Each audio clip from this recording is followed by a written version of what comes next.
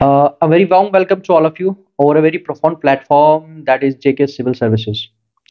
So, my dear students, this is your teacher Samiullah Deng और मैं आपको जो भी अपकमिंग पोस्ट है सुपरवाइजर की आ रही है उसमें जो है टॉपिक आप लोगों ने देख लिया होगा।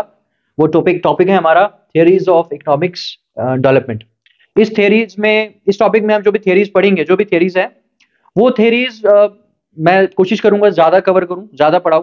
तो आज जो हम थियरीज पढ़ने वाले हैं वो है एडम स्मिथ की थियरी है और उसके बाद है माल्थस की थियरी है। तो थोड़ा बहुत मैं precisely I will conclude about my self, मैं अपने बारे में बताना चाहूंगा कि इस प्लेटफॉर्म पे मुझे मेरा सेकेंड टाइम है और मुझे पढ़ाते हुए नियर अबाउट 14 ईयर्स हो गए पढ़ाते हुए। तो सो टाइम को बिना वेस्ट किए हुए लेट्स गेट स्टार्ट करते हैं। सबसे पहले जो आपने पढ़ना है एडम स्मिथ का और माल्थस की जो थियरी है। तो एडम स्मिथ की थियरी को पहले हम पढ़ेंगे। एडम स्मिथ ने इस थियरी में क्या कहा था, ठीक है। आप लोगों को घबराने की जरूरत नहीं है कि हमें इसमें प्योरली इकोनॉमिक्स पढ़ना पड़ेगा। उसमें एडम स्मिथ की जो थियरी थी और ये चीज आपने ध्यान में रखनी है। यहाँ पे मैंने नोट किया हुआ है, बताया भी है कि जो आपको एमसीक्यूज में भी आ सकता है, दे विल आस्क, पूछ सकते हैं आपको कि किसको फादर ऑफ इकोनॉमिक्स कहा जाता है। तो यहाँ पे आपको ये चीज ध्यान में रखनी है कि एडम स्मिथ ने जो थियरी दी थी और जो माल्थस ने थियरी दी थी, पहले हम एडम स्मिथ का पढ़ेंगे। एडम स्मिथ ने इसमें सबसे पहले अपनी थियरी को उसने कंक्लूड किया और हम भी कोशिश करेंगे उसकी थियरी को मैं बहुत इजी वे से आपको बताने की कोशिश करूं। ज्यादा हम इसको टेक्निकल नहीं लेंगे, बहुत आसानी से स्टार्ट करते हैं। सबसे पहले आपने ध्यान में रखना है कि उनकी एक बुक थी, उसका डेट भी मैंने लिखा हुआ है, वो है वेल्थ ऑफ नेशंस। और ये डेट आपने याद रखना है, बहुत इंपॉर्टेंट है। ये बिल्कुल ऐसा होना चाहिए कि सोए हुए, अगर आप सोए होंगे तो मैं अगर आपको बोलूंगा उठ जाओ और बताओ एडम स्मिथ की कौन सी बुक थी, तो आपको बिल्कुल वो नींद में भी आपका उसका आंसर आपको जुबान पे होना चाहिए, ठीक है। और इजी भी है, डेट याद रखना ना। कभी कभी थोड़ा सा टेक्निकल भी हो जाता है, वहां पे आपको डेट्स भी पूछ लेंगे, आपको लगता है कि नहीं बुक याद रखना है। और फादर ऑफ इकोनॉमिक्स जो है एडम स्मिथ है, वो तो सभी जानते हैं, तो वो याद रखना है। अब स्टार्ट करते हैं। देखिए इसकी जो थियरी है ना, इसकी थियरी जो है तीन जो है फीचर्स पे डिपेंड है एडम स्मिथ की। उन्होंने पहले में क्या कहा था, पहले में उन्होंने बोला था सबसे पहले कि मैं यहां से लेता हूं पहले, ये जैसे फर्स्ट लिखा हुआ मैंने डिवीजन ऑफ लेबर है, उसके बाद है लेजिस फेयर और उसके बाद है नेचुरल लॉ। सबसे पहले मैं स्टार्ट करता हूं यहां से, नेचुरल लॉ से स्टार्ट करता हूं, ठीक है। नेचुरल लॉ का मतलब ये आ गया कि एडम स्मिथ ये कहते थे, उनकी ये सोच थी कि अगर ह्यूमन बीइंग को अकेला फ्रीली छोड़ दिया जाए, उसके ऊपर कोई गवर्नमेंट की इंटरफेरेंस ना हो, कोई गवर्नमेंट की कोई रिस्ट्रिक्शन ना हो, तो आदमी क्या कर सकता है, अपना बेस्ट जो है वो मैक्सिमाइज कर सकता है, अपना प्रॉफिट मैक्सिमाइज कर सकता है, अपना बेनिफिट उसको बढ़ा सकता है, तब जब उसको आप फ्रीली छोड़ दें, उसके ऊपर कोई रोक ना हो, ठीक है। अब यहां पे क्या है, यहां पे आपने एक चीज को ध्यान में रखना है कि नेचुरल लॉ का मतलब क्या है। एडम स्मिथ ने नेचुरल लॉ से यह बताया है कि ये आदमी का एक इनेट फीचर है, उसके अंदर ये फीचर रहती ही रहती है, एक खासियत है ह्यूमन बीइंग की कि अगर आप उसको फ्री कर देंगे, उसके ऊपर कोई रोक नहीं होगी। किस तरह की रोक की बात की जा रही है वो मैं आपको यहां पे बताऊंगा इस वाले सेकंड पॉइंट में, ठीक है। अब यहां पे कंफ्यूज नहीं होना, मैंने ए बी सी करके लिखा हुआ है, मगर आपको समझाने के लिए मैं पहले नेचुरल लॉ पढ़ाऊंगा, laissez faire, then we will go division of labour. तो अब ये कहता है नेचुरल लॉ, ये कुदरत का ही कानून है, ये सिस्टम पहले से चला रहा है कि अगर आदमी को if left free then maximise his benefit and profit. वो उसको ऑब्वियस है, वो अपना बेनिफिट जो है, जो भी इकोनॉमिक बेनिफिट, वो कमाई करेगा, ज्यादा से ज्यादा अपनी वेल्थ को इंक्रीज करने की कोशिश करेगा, अपना बेनिफिट को ज्यादा से ज्यादा एक्वायर करनी, अपना बेटरमेंट, अपना डेवलपमेंट इंसान ज्यादा कर सकता है अगर आप उसको फ्रीली छोड़ दे, उसको लेफ्ट कर दे, उसके ऊपर कोई रोक ना रखें, ठीक है। ये समझ आ गई। उसके बाद आया लेजिस फेयर। लेजिस फेयर में यह है कि एडम स्मिथ जो थे, वो याद रखना है, आपको यह भी क्वेश्चन आ सकता है कि लेजिस फेयर इकोनॉमी वाली जो, ये खुद में भी एक थियरी है, लेजिस फेयर इकोनॉमी, ये जो है ये किसने propound की थी, है? आपको पूछा जा सकता है कि जो उसमें क्या करेंगे, उसमें कुछ जो है फिलोसफर का नाम देंगे आपको, और आपको बड़ा क्लोज लगेगा उसमें, ठीक है। जैसे हम आगे फर्दर अपनी वीडियोस में पढ़ेंगे तो आपको थोड़ा सा ना वो क्लोज लगेगा कि मे बी जो है वो लेजिस फेयर इकोनॉमी की थ्योरी जो है, या जो उसका जो फीचर है, या जो ये जो कहा था, ये जो है एडम स्मिथ ने नहीं कहा था, आप कंफ्यूज हो जाओगे। तो आपको बिल्कुल दिमाग में ये बात घुसा देनी है कि लेजिस फेयर का जो कंसेप्ट है वो एडम स्मिथ ने ही दिया था। तो उसने क्या कहा था, उसने ये कहा था कि लेजिस फेयर क्या है, सिंपल है, ठीक है। उसमें यह है कि गवर्नमेंट की इंटरफेरेंस नहीं हो। वो क्या कहता है, एडम स्मिथ ये कहता है कि आदमी को आप फ्रीली छोड़ दो। जैसे मैं इसमें कहता है कि आदमी का क्या है, एक फीचर है, वो उसका इनेट क्वालिटी है, ठीक है। आदमी का बाई बॉर्न जो है एज ए ह्यूमन बीइंग, उसमें ये एक खासियत है, एक फीचर है कि आप उसको अगर फ्रीली छोड़ देंगे, उसके ऊपर कोई रोक नहीं रखेंगे, वो अपना बेटरमेंट बहुत आगे ले जा सकता है, बहुत अच्छे तरीके से अपना बेटरमेंट कर सकता है वो। फिर इसी वाले पॉइंट को उसने कहां पे थोड़ा सा डिटेल में बताया है, लेजिस फेयर के थ्रू। तो लेजिस फेयर में क्या है, वो कहता है कि नॉन इंटरवेंशन बाय गवर्नमेंट, कि गवर्नमेंट क्या करे, गवर्नमेंट लॉज बनाती है, ठीक है, मगर गवर्नमेंट आदमी के ऊपर बिजनेस एक्टिविटीज में आदमी किस तरीके से काम कर रहा है, उसने फैक्ट्री, अगर फैक्ट्री का मालिक है, हाँ, वो फैक्ट्री के मालिक ने कितने एम्प्लॉयज रखे हैं, उन एम्प्लॉयज को सैलरी कैसे देता है, अगर फीमेल भी काम कर रही है, चिल्ड्रंस भी काम कर रहे हैं, जो भी परमिशन के अकॉर्डिंग जो भी अगर वो काम करते हैं, तो क्योंकि हम सभी जानते हैं कि जो है कुछ ऐसे लॉज है जहाँ पे चिल्ड्रन को अगर आप एम्प्लॉय करते हैं फैक्ट्रीज में, तो वहां पे प्रोहिबिशन लगा हुआ है, तो उसमें हमें नहीं जाना है। तो अगर एक पर्सन मालिक है किसी इंडस्ट्री का, और उसमें वो कितने मुलाजिम रख रहा है, कितनों को काम दे रहा है, सैलरी कितनी दे रहा है, वहां पे क्या क्या उनकी इंक्रीमेंट में रख रहा है फीचर्स, या उनको बोनस क्या देता है, उसमें गवर्नमेंट का कोई रोल ना हो, according to laissez faire economy. Government का ये रोल हो बस उस जो वो पर्सन होगा, सपोज करो, मैं एक एग्जांपल से आपको समझा देता हूं यहाँ पे। सो हम सपोज करते हैं कि एक पर्सन है जिसका नाम क्या है, श्याम है। श्याम क्या है, एक फैक्ट्री का मालिक है, फैक्ट्री का मालिक है श्याम। अब क्या करता है, उसके उसकी एक फैक्ट्री है, उसमें 100 जो है 100 जो है लोग वो क्या करते हैं, काम करते हैं। अब उसमें से 100 में से कुछ फीमेल्स है, कुछ बच्चे हैं, तो अब वो सबको सैलरी बराबर दे रहा है या नहीं दे रहा है, शाम को कोई पूछने वाला नहीं है, ठीक है। उनको बोनस देता है नहीं देता है, शाम को कोई पूछने वाला नहीं है। उसके बाद वो क्वालिटी क्या डालता है, प्राइस क्या रखता है, गवर्नमेंट कोई उसमें इंटरफेयर नहीं करेगी। है आदमी को अब उससे क्या होगा कि शाम क्या करेगा, शाम बहुत सारे ऐसे तरीकों से क्या करेगा, अपने प्रॉफिट को मैक्सिमाइज करेगा, है उसको अपने प्रॉफिट को ज्यादा से ज्यादा बढ़ाने की कोशिश करेगा वो। तो वो अब फिर गवर्नमेंट का क्या रोल होगा, गवर्नमेंट का ये रोल होगा कि वो शाम से जो भी उसका टैक्स बनता होगा, है तो वो टैक्स उससे लेके बाकी शाम को बिजनेस एक्टिविटी में गवर्नमेंट की इंटरफेरेंस होनी ही नहीं चाहिए। 100% आदमी को बिजनेस वो क्या करता है, क्या नहीं करता है, किस तरीके से वो प्रोडक्ट बना रहा है, कोई चीज सामान तैयार कर रहा है, वो अच्छी क्वालिटी का है, लो क्वालिटी का है, अपने एम्प्लॉइज को वो सैलरी अच्छे से देता है कि नहीं देता है, उसकी फैक्ट्री कोई पोल्यूशन तो नहीं कर रही है, उसके साथ गवर्नमेंट को कोई लेना देना नहीं होना चाहिए। According to laissez fair theory जो भी एडम स्मिथ ने दिया, उसका गवर्नमेंट का एक ही दखल होना चाहिए, वो क्या होना चाहिए, बस उस पर्सन से टैक्स कलेक्ट करे। शाम कितना कमाता है, पूरा का पूरा इसका टर्नआउट कमाई क्या है, उसके ऊपर गवर्नमेंट जो है वो टैक्स लगाएगी और टैक्स कलेक्ट करेगी। और शाम को फ्रीली छोड़ दिया जाए कि भाई तू अपना भला भरा बुरा भला आप खुद करो, ठीक है। आप अपना प्रॉफिट जितना मैक्सिमाइज कर सकते हो करो, आप जितना ज्यादा अर्निंग कर सकते हो करो, आप अपनी इनकम जितनी इंक्रीज कर सकते हो करो।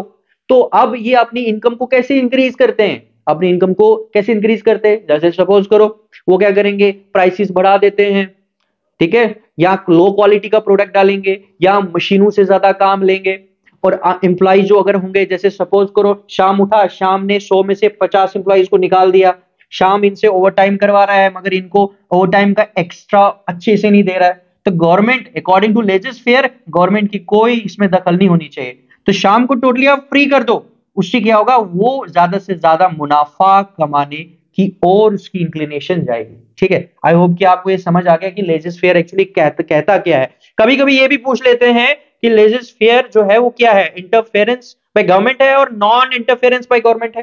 कभी कभी ये भी पूछ लेते हैं कि laissez faire non interference by government in business activities है और non interference by government in political activities, या कोई भी आगे लगा देंगे। तो आपने ध्यान में रखना है कि ये किसकी बात की जा रही है, ये बात की जा रही है सिर्फ इकोनॉमिक एक्टिविटी में गवर्नमेंट कोई भी इंटरफेरेंस नहीं करनी चाहिए, बिजनेस एक्टिविटी में गवर्नमेंट कोई भी इंटरफेरेंस नहीं करनी चाहिए।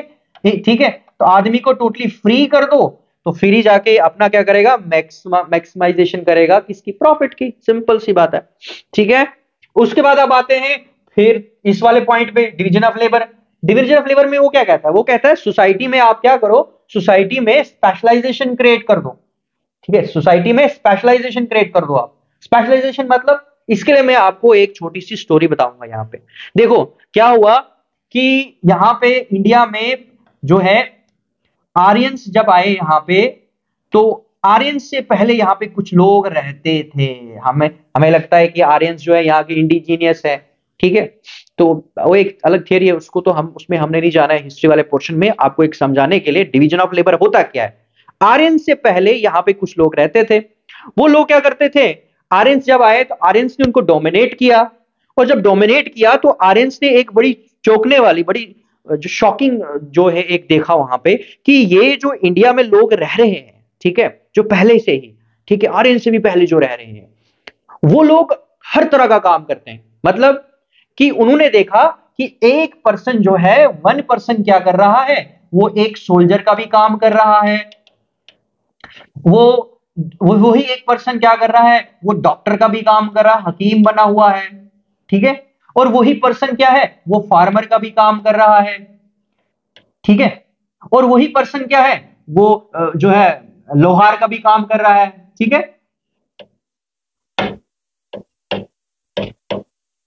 ब्लैक स्मिथ जो भी है, तो लोहे का भी काम कर रहा है। ठीक है, फार्मर भी है, सोल्जर भी है, डॉक्टर भी है।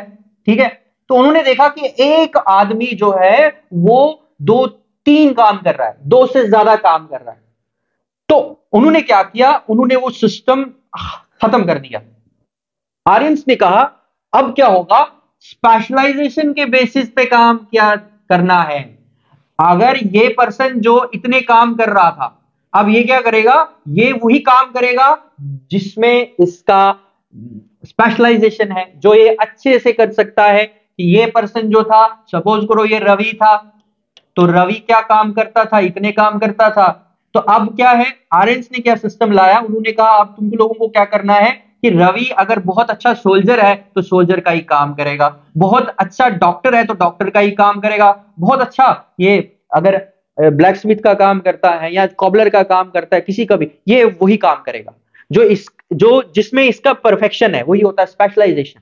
ठीक है, तो यहां पे आपने देखना है, ये वही बात की जा रही है यहां पे कि डिवीजन ऑफ लेबर का मीनिंग यहां पे यही हुआ कि एडम स्मिथ ने क्या बोला, एडम स्मिथ ने ये बोला कि जिसमें जो पर्सन महारत ये है, उसमें उसका जो स्पेशलाइजेशन है वो ही उसको दिया जाए। उससे क्या होगा कि जो सोसाइटी है वो क्या करेगी, सोसाइटी बड़े अच्छे तरीके से काम करेगी, और जब सोसाइटी अच्छे तरीके से फंक्शनल होगी तो सोसाइटी क्या करेगी, सोसाइटी तरक्की करेगी, डेवलपमेंट करेगी।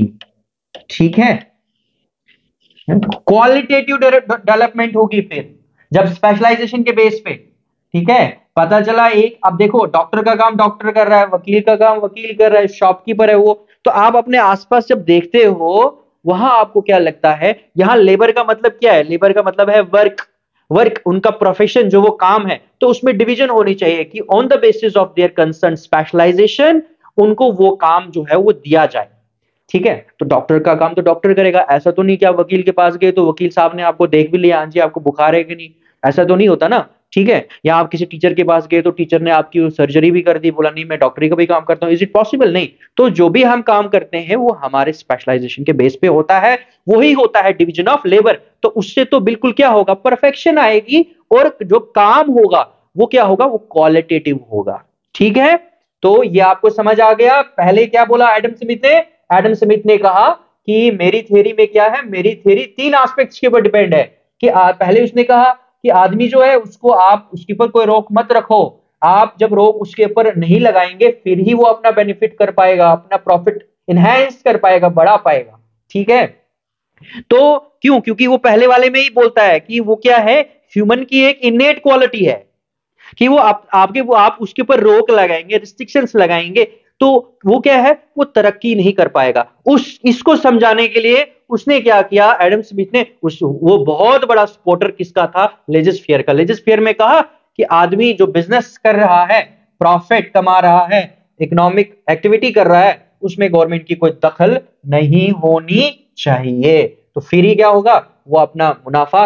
इसकी सबसे बड़ी एग्जांपल मैं आपको क्या देता हूं, ईस्ट इंडिया कंपनी आई, उसने इंडिया के ऊपर हुकूमत की, रानी से परमिशन ली, इंग्लैंड, ठीक है, यूके की।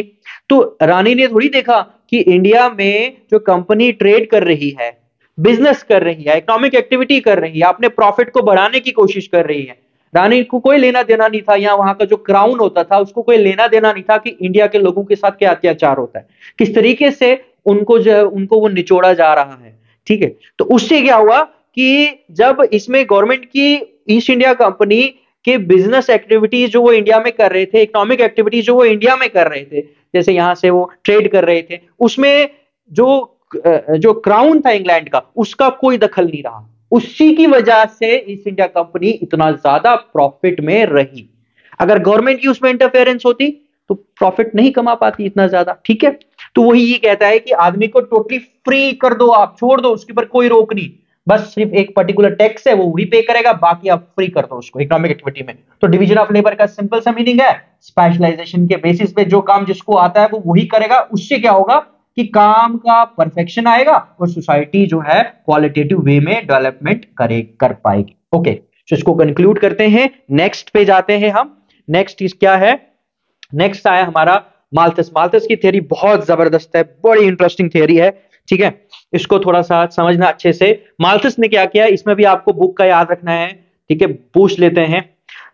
इसने क्या किया था, इसका एक बिल्कुल कॉम्पैक्ट इसने अपनी थ्योरी दी थी। माल्थस ने कहा कि जो ह्यूमन पॉपुलेशन है वो क्या कर रही है, वो बढ़ रही है। बिल्कुल, इसको कलर पहले चेंज करते हैं हम। ह्यूमन पॉपुलेशन है वो क्या कर रही है, वो इंक्रीज कर रही है। ठीक है, वो इंक्रीज कर रही है और उसके ऊपर कोई रोक नहीं है, वो तो बढ़ेगा ही बढ़ेगा। क्योंकि हम सभी जानते हैं कि ये चीज आपने ध्यान में रखनी है, human wants are unlimited. wants बताता हूं मैं अभी, but resources to satisfy them are limited। Short में लिख रहा हूं मैं। ठीक है, human wants are unlimited. Wants का मतलब क्या आ गया, वांट्स का मतलब होता है डिमांड, डिजायर, ख्वाहिशें। ठीक है, तो ये कहता है आदमी की ख्वाहिशें अनलिमिटेड है, उसकी कोई सीमा नहीं है। ठीक है, चाहे आप अब कपड़ों की बात करें, मतलब किसी की भी बात करें, गाड़ियों की बात करें, मकान की बात करें, चीजें वो जो कंज्यूम करता है उसकी बात करें, इंसान की जो डिजायर है, डिमांड है, वो अनलिमिटेड है। मगर उसकी इन ख्वाहिशों को पूरा करने के लिए जो रिसोर्सेज है वो क्या है, वो लिमिटेड है। तो इसका मतलब ये है कि अगर हमारा अर्थ है, उस अर्थ में जो रिसोर्सेज है वो क्या है, वो लिमिटेड है। वो तो उतने ही रहेंगे ना, मगर अब जो ह्यूमन बीइंग है उसकी आबादी वो क्या करेगी, वो तो बढ़ती रहेगी। ठीक है, वो क्या करती रहेगी, वो बढ़ती रहेगी, आबादी बढ़ती रहेगी। अर्थ का जो ज्योग्राफिकल एरिया है वो उतना ही रहेगा, उसके अंदर जो रिसोर्सेज है वो लिमिटेड है, वो उतने ही रहेंगे। ठीक है, सो कहने का मतलब क्या है, कहने का ये मतलब ये है कि आबादी बढ़ती रहेगी तो हमारे रिसोर्सेज के ऊपर क्या आएगा, प्रेशर पड़ेगा। क्यों? क्योंकि एक अनार 100 बीमार कि एक चीज के ऊपर, जैसे सपोज करो हमारे पास अगर कोई रिसोर्स है, लैंड है, वाटर है, मिनरल्स है, वो ऐसा तो नहीं कि कुछ लोगों को चाहिए, बहुत सारे लोगों को चाहिए। दुनिया में जितने लोग रह रहे हैं उनको ही वो सारे रिसोर्सेज चाहिए। तो अब ऐसा तो नहीं कि ये अर्थ भी एक्सपैंड कर रहा है, रिसोर्सेज भी बढ़ रहे हैं पॉपुलेशन के साथ साथ, नहीं, वो नहीं बढ़ रहे हैं। तो इसका मतलब है कि बढ़ती आबादी के साथ, इस बढ़ती आबादी को माल्थस ने क्या बोला है, आपको याद रखना है, ये वर्ड बहुत इंपॉर्टेंट है। माल्थस ने बोला है उसको उसको हम कहते हैं, एक होता है पॉपुलेशन ग्रोथ, दूसरा होता है पॉपुलेशन एक्सप्लोजन।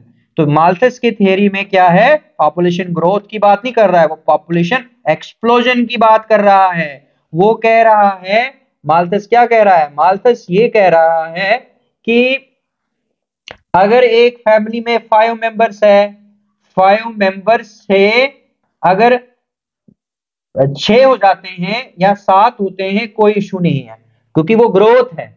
मगर वही अगर कितने हो जाते हैं कुछ सालों में, 12 से 13, तो वो ग्रोथ नहीं है, वो एक्सप्लोजन है। तो उससे क्या होगा कि नई आबादी जो फैमिली की बढ़ी, उस उनको हर नई चीज चाहिए, नए रूम्स, नए कपड़ा, नया खाना, सैलरी में भी इंक्रीमेंट होनी चाहिए। वो जो 5 मेंबर्स थे, जितने उतनी नंबरिंग पे उनकी जितनी सैलरी जितनी थी, फैमिली को जो चला रहा था, जितना खाना उनको चाहिए था, अब उसी पे जो है आप उन 12-13 को पाल नहीं सकते। तो अर्थ भी हमारा एक फैमिली की तरह ही तो है। तो रिसोर्सेज तो उतने ही है, मगर आबादी तो बिल्कुल एस्केलेट कर रही है ना, वो तो बढ़ रही है ना, उसकी कोई सीमा नहीं है। तो वही कह रहा है यहाँ पे मार्कस। अब बोलता है कि प्रॉब्लम यहाँ पे नहीं है कि आबादी बढ़ रही है और अर्थ के रिसोर्सेज के ऊपर प्रेशर पड़ रहा है, वहां पे प्रॉब्लम नहीं है। प्रॉब्लम क्या है, इनवर्स रिलेशनशिप। ठीक है, इनवर्स रिलेशनशिप क्या हुआ, वो कहता है कि जैसे जैसे आबादी बढ़ेगी, इंसान का लिविंग स्टैंडर्ड लो होता जाएगा, गिरता जाएगा। मतलब ये कि रिसोर्सेज के ऊपर जब प्रेशर आएगा, आबादी बढ़ती रहेगी। इसको मैं एक छोटे से ग्राफ से आपको समझाने की कोशिश करूंगा।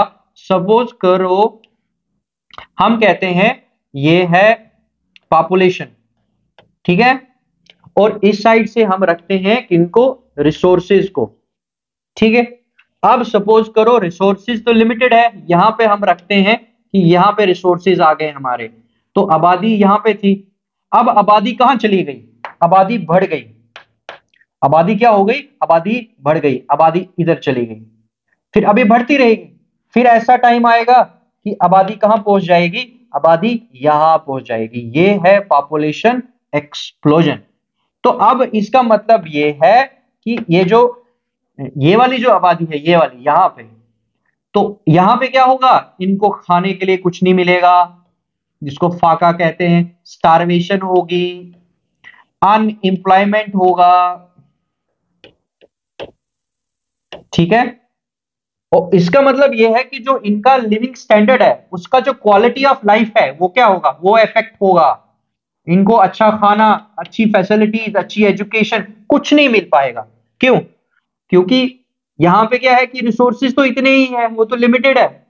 तो यही कह रहा है माल्थस, यही चीज समझाने की कोशिश कर रहा है कि जैसे जैसे आपका पॉपुलेशन ग्रो करेगा, वैसे वैसे ह्यूमन बीइंग का स्टैंडर्ड, हाँ मैं यह बताना भूल गया, गरीबी, पॉवर्टी, तो गरीबी, अनएम्प्लॉयमेंट, स्टारवेशन, डिजीजेस, बहुत सारी प्रॉब्लम्स हो जाएंगी। ठीक है, डिप्राइव हो जाएंगे लोग, उनको कुछ नहीं मिलेगा। तो क्वालिटी ऑफ लाइफ की तो दूर की बात है, उनको तो 2 टाइम का खाना, क्या 1 टाइम का खाना नहीं मिल पाएगा। ठीक है, तो वही ये समझाने की बात कर रहा है, इनवर्स रिलेशनशिप है। ठीक है, जैसे सपोज करो अगर मैगी है 10 रुपए की, मैगी का प्राइस जो है वो 5 रुपए हो जाता है, तो डिमांड जो है उसकी, लोग मार्केट में उसको ज्यादा खरीदेंगे, कम खरीदेंगे, ज्यादा खरीदेंगे। और अगर उसी मैगी की प्राइस जो है 10 रुपए है, अगर अभी 10 से 30 रुपए चली जाती है, तो लोग उसको कम खरीदेंगे, ज्यादा कम खरीदेंगे। ठीक है, वही है हमारा रिलेशनशिप, वही एक्सप्लेन कर रहा है कि आबादी बढ़ेगी, इंसान की क्वालिटी कम, क्योंकि रिसोर्सेज तो उतने ही है ना, वो हर किसी को नहीं मिल पाएंगे। तो यहां तक ठीक है, मगर इसके ऊपर काम खराब है। ठीक है, ये वाला जो पोर्शन है, आई होप कि आपको समझ आ गया।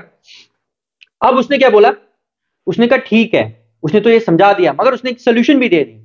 उसने कहा चेक्स रखने हैं, 2 चेक्स हैं, एक प्रिवेंटिव चेक और दूसरा पॉजिटिव चेक। क्योंकि देखो ना, अब सोसाइटी तो, जो जो मीनिंग है ना डेवलपमेंट का, जो मीनिंग है ना, डेवलपमेंट कैसे होगी, डेवलपमेंट एक्चुअल में कैसे होगी, किस तरह से हम लोगों को एक बेटर, सिंपल सा मीनिंग आपने देखना है, इतना ज्यादा आपने टेक्निकल नहीं जाना यार, ठीक है। आपने देखना है जब भी डेवलपमेंट की बात की जा रही है ना इकोनॉमिक डेवलपमेंट में, आपने एक ही नाम दिमाग में डाल देना है, क्वालिटी ऑफ लाइफ, बस और कुछ नहीं। क्वालिटी ऑफ लाइफ में सब कुछ आ जाता है कि किस तरह से यूएसए के लोग एक क्वालिटी ऑफ लाइफ गुजार रहे हैं। हम जाते हैं ना अब्रॉड, क्यों जाते हैं, ताकि क्वालिटी ऑफ लाइफ मिले। हम हमारे हमें लगता है हमारी कंट्री में नहीं है, क्यों नहीं है, बहुत है, अच्छी क्वालिटी ऑफ लाइफ हमें मिलती है। मतलब जैसे हमें लगता है कि जो डेवलप्ड कंट्रीज है वहां क्वालिटी ऑफ लाइफ अच्छा है, जो अंडर डेवलपिंग कंट्रीज है, डेवलपिंग है, वहां क्वालिटी ऑफ लाइफ कम है। क्वालिटी ऑफ लाइफ मीन अच्छी मेडिकल फैसिलिटीज, अच्छी जॉब, अच्छी सैलरी, अच्छी सेविंग, अच्छा पहनना, अच्छा खाना, हर एजुकेशन फैसिलिटीज, हर एक चीज, that is all about quality of life. तो अब ये कैसे होगा, वो ये तभी होगा जब हमारे पास, आप देखते हो जब आप यूएसए की जो कंट्रीज है, यूएसए की तरह जो डेवलप कंट्रीज है, वहां आप क्या देखते हो, वहां आप देखते हो आप हैरान हो जाते हो, आप जगह वहां की चकाचौंध, जैसे हांगकांग जैसी कंट्रीज, जापान जैसी कंट्रीज, कनाडा जैसी कंट्रीज, अब वो आप हैरान हो जाते हो, बोलते वहां की सिटीज कितनी अच्छी है, कितनी साफ सफाई है, हाँ कितनी अच्छी बिल्डिंग्स है, कितनी अच्छी इंस्टीट्यूशंस है, वहां पे हर एक चीज की जो है उसकी क्वालिटी है, हर एक। तो वही कहने का मतलब ये है यहाँ पे कि क्वालिटी ऑफ लाइफ वही इसी में कवर होता है, आपकी स्किल को शार्प करने के लिए इंस्टीट्यूशंस है, ठीक है। चलो वो ज्यादा डिटेल में हमने नहीं इसमें जाना है। तो यहाँ पे वही कह रहा है, तो माल्थस क्या कह रहा है, माल्थस वही कह रहा है, बोलता है फिर डेवलपमेंट नहीं होगी, क्वालिटी ऑफ लाइफ वही इफेक्ट होगा, जो क्वालिटी ऑफ लाइफ इफेक्ट होगा तो वही तो इकोनॉमिक्स इकोनॉमिक्स इकोनॉमिक डेवलपमेंट, ठीक है। ओके, तो कहते हैं चेक, अब इसको कैसे रोका जाए, एक कहता है पॉपुलेशन को कंट्रोल करो लेट मैरिजेस करके, बिल्कुल। जब लेट मैरिजेस होंगी तो इंसान का जो फर्टिलिटी रेट है वो कम हो जाएगा, ठीक है, ज्यादा बच्चे पैदा नहीं कर पाएगा वो। एट द एज 35 या 35 के थोड़ा सा अब आप शादी करते हैं तो आपका जो फर्टिलिटी रेट है वो कम हो जाएगा, ज्यादा बच्चे पैदा करने की कैपेसिटी नहीं रह पाती। अगर हम अर्ली मैरिजेस करते हैं तो ज्यादा बच्चे पैदा करने की कैपेसिटी हो जाती है। तो इसीलिए वो कहता है कि आप क्या करो, पॉपुलेशन को कम कर दो, तो प्रिवेंटिव चेक्स, ठीक है, उससे क्या होगा कि आपके कंट्रोल में पॉपुलेशन रहेगी तो स्टैंडर्ड ऑफ लिविंग भी जो है, मतलब इसको हम यहां नहीं जाने देंगे, यहां तक चलो चल जाएगा, पॉपुलेशन बढ़नी भी तो चाहिए ना, ठीक है, यहां तक चल जाएगा, यहां तक नहीं जाने देंगे। पॉपुलेशन ग्रोथ होगी मगर उसको पॉपुलेशन एक्सप्लोजन नहीं होने देंगे, 5 से 6 या 7 होने देंगे, ठीक है, मगर सीधा जंप चला जाए एक कुछ सालों में 12 से 13, तो वो मुश्किल है, वो काम खराब है, एक्सप्लोजन नहीं होने देना है, ठीक है। यहाँ पे एक कुछ सिंपल सी बात है, आपको कोई अलाउ नहीं करता, आपको कोई रोकता नहीं है, सॉरी, आपको कोई रोक नहीं रहा है कि एक रोड है, रोड में 40 की स्पीड से आपने गाड़ी चलानी है, आपको कोई ड्राइव करने से नहीं रोकता है, मगर आप जहां पे 90 की स्पीड से गाड़ी को चला रहे हैं तो बस वो है पॉपुलेशन एक्सप्लोजन। ये जो आपको कोई कह रहा है कि 40 से या 45 के बीच में आपको चलाना है, ये क्या है, ये पॉपुलेशन ग्रोथ, सिंपल सी बात है।